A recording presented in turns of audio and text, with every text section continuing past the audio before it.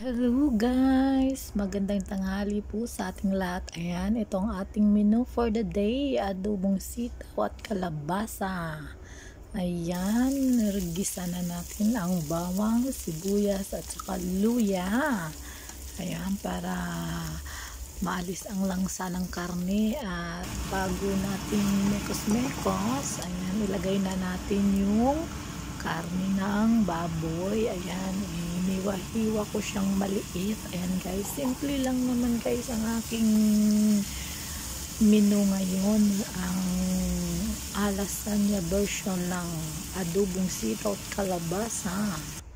At ayan, ilalagay na natin ang tuyo. Dahil dito wala tayong oyster sauce, wala tayong laurel. Ayan, kasi mahirap mag-ask sa ating amo. At ayan, pakuluan na natin, lagay na natin ang tubig. Ayan, dinamihan ko na ng tubig guys para panglambot na rin sa karne. Ayan, i-mix ulit bago takpan.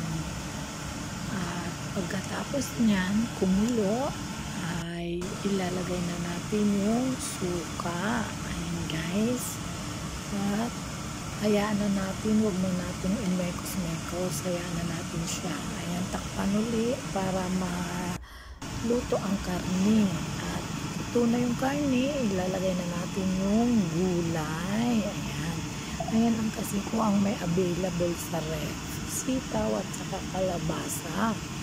Ayan, i-mekos natin ulit yan. At bago takpan natin ulit, pakuloy ng isang kulo at timplahan na natin. Ayan, overloaded. At ayan nga, kumulo na ang ating adobong sitaw with kalabasa. Ayan, tinimplahan na natin yan ayon sa panlasa. At ayan, ready na ang ating kalabasa at sitaw adobo. Ayan, enjoy for watching. Thank you.